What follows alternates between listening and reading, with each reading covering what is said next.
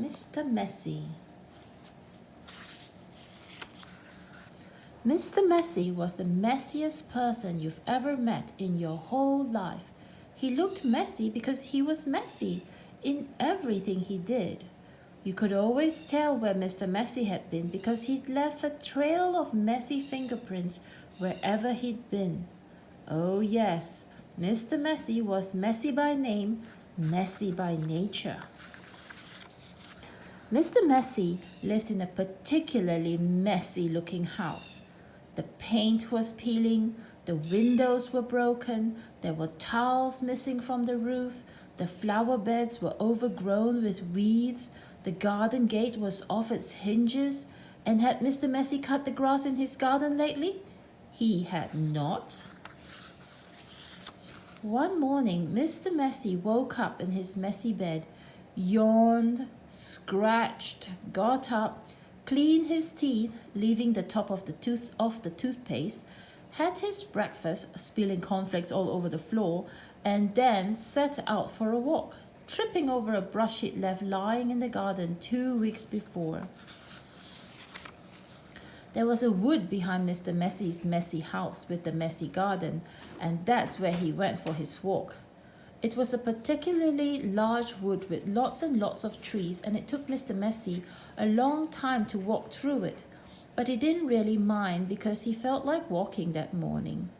So he walked and walked, right through the wood until he came to the other side. And do you know what he found on the other side of the wood? Mr. Messy found the neatest, prettiest looking little cottage that he had ever seen.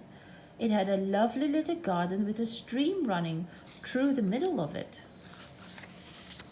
There was a man in the garden clipping the hedge. He looked up as Mr. Messy approached. "Good morning, I'm Mr. Messy," said Mr. Messy. "I can see that," replied the man, looking him up and down. "I'm Mr. Tidy." "And I'm Mr. Neat," said another man, appearing out of the house. "Tidy and neat," said Mr. Tidy. "Neat and tidy," said Mr. Neat. "We're in business together," explained Mr. Tidy, "and the people who own this house have asked us to do some work for them." "What sort of work?" asked Mr. Messy. "Oh, we make things neat and tidy," said Mr. Neat. "Tidy things up," added Mr. Tidy. "Perhaps we could come along and do some work for you," said Mr. Neat, looking at Mr. Messy, who was looking even messier than usual that particular morning. "But I don't want things neat and tidy," said Mr. Messy, looking downright miserable at the thought of it.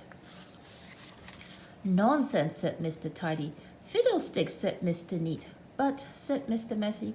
"Come along," said Mr. Neat. "Off we go," said Mr. Tidy. But," said Mr. Messy.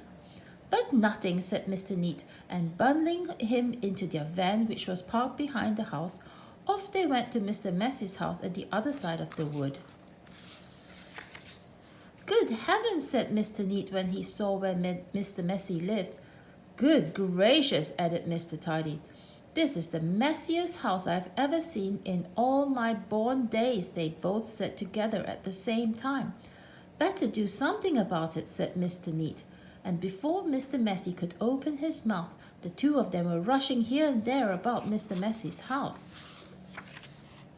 Mr. Neat hoed and mowed and pruned and snipped and clipped and cleared and dug and made the garden look neater than it had ever looked before. Mr. Tidy cleaned and trimmed and rubbed and painted and mended and made the outside of Mr. Messy's house look tidier than it had ever looked before. Then they both went inside the house. "Good heavens," said Mr. Neat for the second time that morning. "Good gracious," said Mr. Tidy for the second time that morning. And then they set about cleaning the house from top to bottom. They brushed and swept and polished and scrubbed and made the inside of the house look neater and tidier than it had ever looked before. "There we are," said Mr. Tidy. "All finished," said Mr. Neat. "Tidy and neat," said Mr. Tidy. "Neat and tidy," said Mr. Neat.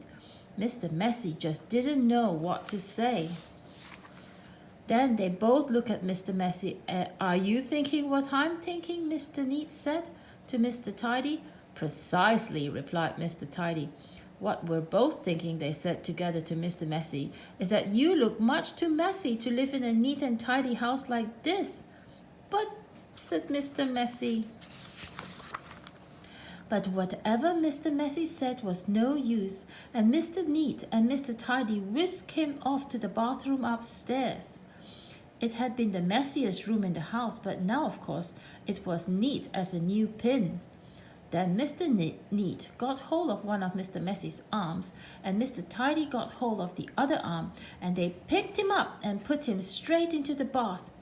Mr. Messy wasn't used to having baths.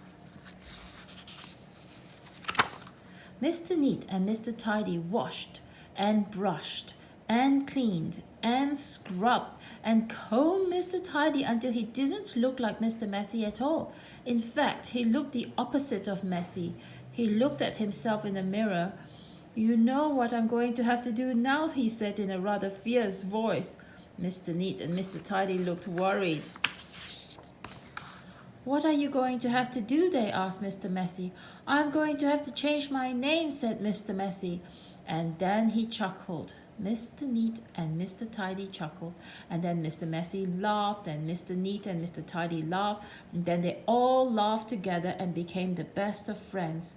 And that really is the end of the story.